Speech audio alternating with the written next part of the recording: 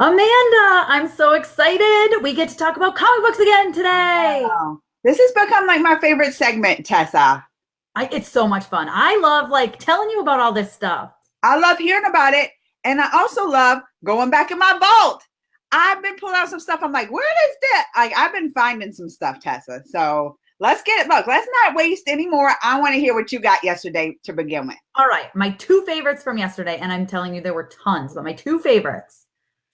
Asguardians of the Galaxy. You're biased. How is your favorites always the Guardians? This isn't the Guardians, it's the Asguardians, what? Amanda. Is that Wonder Woman? No. Wonder Woman. Wrong franchise there. No. Well, it looks like a Marvel trying to be a Wonder Woman. So you remember Ragnarok, right? The movie Thor Ragnarok? Yeah. Surge is in this. Remember Carl Urban? Look, check him out. He is.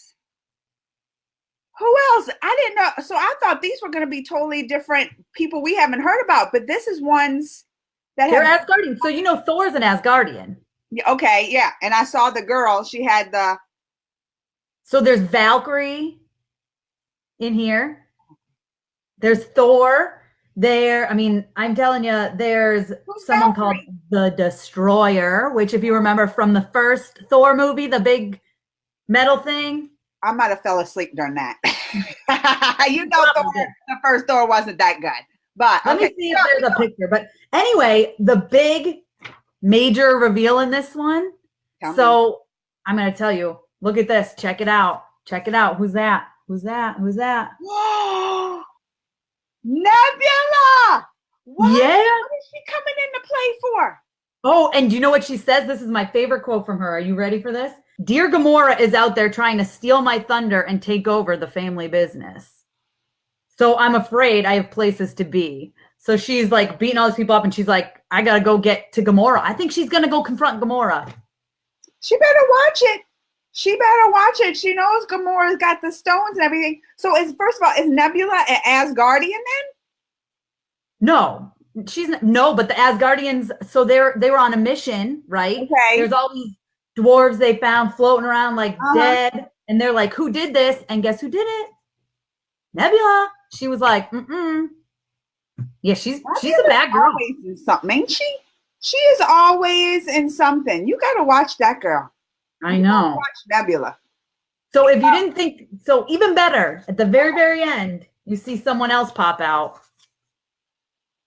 Who is that? It's Loki, but it's Loki, Kid Loki, who was the whole thing. Doesn't look like no Loki.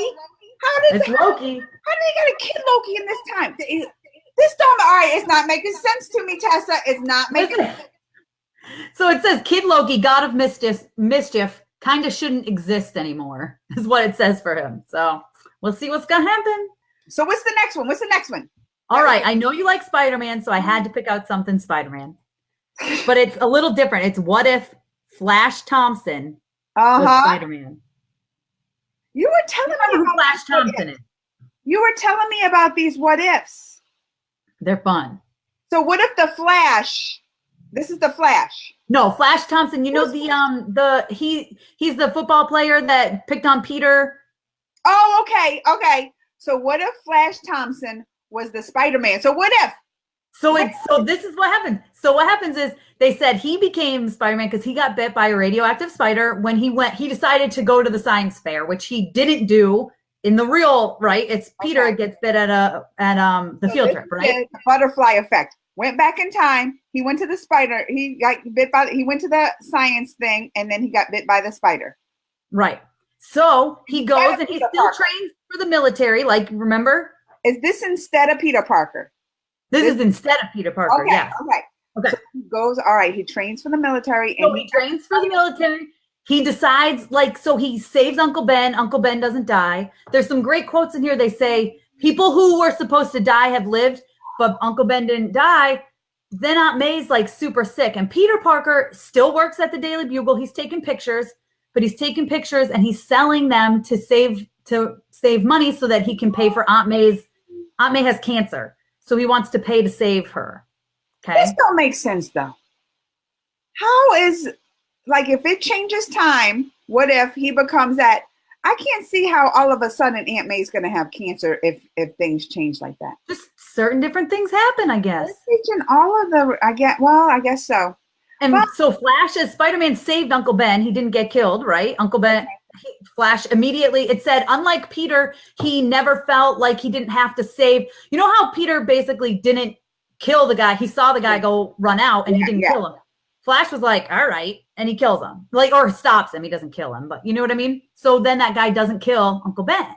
So they trying to say maybe Flash would be a better Superman. Or no, I say Superman, Spider-Man. Maybe. Well, but then he's like, I mean, he's not very nice. Like he gets full of himself and he starts to get more violent. Ooh. And like the people are scared of him. Like there's a picture in here where there's a kid. Watch, because he's beaten up. Look, there's a kid and the mom. Oh, he might become a villain. He might become a villain. And he says, listen, I'm a hero. You guys need to treat me better. Like, I'm beating up the bad guys, right? Well, that's true. I'll be the same way because they don't appreciate the heroes like they should. Right. They don't. So he ain't taking it. He's like, look, I'm a hero. I better get some respect up in here. That's exactly what he's doing. So then... Because it's got Peter that actually kind of the same thing. Peter has put a tracer. Like, he has tracers, but they're not spider tracers, but they're tracers. He has put one on Spider-Man's suit so that he can get good pictures, right?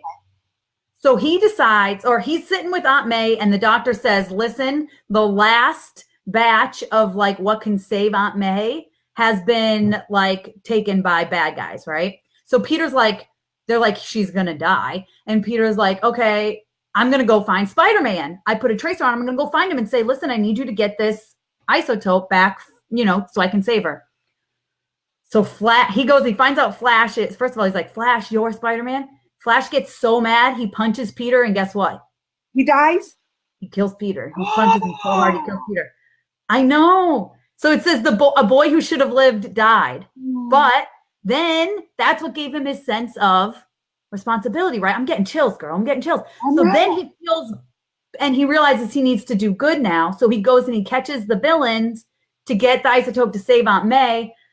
So, like, Uncle Ben and Aunt May, when she wakes up, look. She's asking for Peter? Yes. And they realize he died. Oh. But then Flash, he turns himself in and he gets arrested. All that happened in that one issue. It's just one. Yeah, the what ifs are usually one shots. That's what I was saying. I thought they were just one shots. All that happened in the one. It sounds like these what ifs are worth it. Yeah, don't even get me started on J. Jonah Jameson because that's crazy. Because he actually supports Spider-Man in this one. That's the whole thing. But it sounds like you know, I haven't been to comic shop in a while. But if I went, first of all, because they're kind of standalone. So if you're not following in a series already, you can pick up these what ifs. And it sounds like it's worth it. And it's standalone. So you don't even have to get the backstories on this. Right. And they're fun. Like, they're fun. There's another one I got, which we'll talk about another time, but it's about the X-Men. So. Okay. All right. Let me pull up mine real fast. I went to the vault. Yes. What'd you get in the vault? What is this? Dreadstar. Dreadstar. Have you heard of Dreadstar? No, I can't say I have. Issue 43, 1989. Oh. I don't remember. Here. I was 5. I don't remember nothing about this, but I read it and I was like, no wonder why I didn't get any more issues. It wasn't very good. It wasn't good? It's about 5 people and they're survivors of a war they didn't want, and they had to escape their planet or their galaxy and find a new one. So they went on this new galaxy and they're weird. Like, they got a cat face guy. You see him? The cat face guy. They got some giants up in here, and in this issue, they find a baby. They find a baby that came from a. It's like 5 men and a baby, 5 heroes and a baby. You'll see this guy. Look at him. He's carrying the baby around in a baby carrier. That reminds me of The Hangover. So yeah, they were just going around, and this is the shopping mart. They went to the shopping mart. I guess they needed to get diapers. I don't know why they were in the shopping mart. I guess they needed diapers, but look, can you get a big view of this? Oh yeah. I'll pan across in the shopping mart buying some baby formula and diapers and all that. But I'm gonna tell you, it wasn't that good. Look, I'll tell you if it's good. Boris the Bear, that was good. That was a good one. This one, I was like, that's why I said it's not a surprise that was all I got, because I'm gonna tell you, I didn't even finish it. That's why I got bored.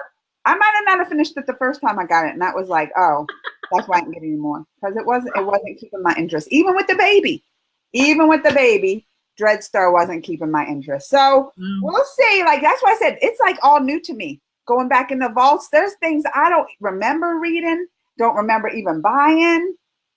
So next week, more from the vault. And can I talk to you if they have a new What If, talk you into getting another one? Yeah. Or we can even talk about the other one that came out this week, next week. True. All right. Because I'm really into these now, Tessa. I am really into these. So they're some of my favorites are the What If stories. Well, next week, be on the watch out. We'll see what Tessa brings to the comics, the comic segment. I'm excited. And we'll see if Amanda can pick out a comic that she wants to finish.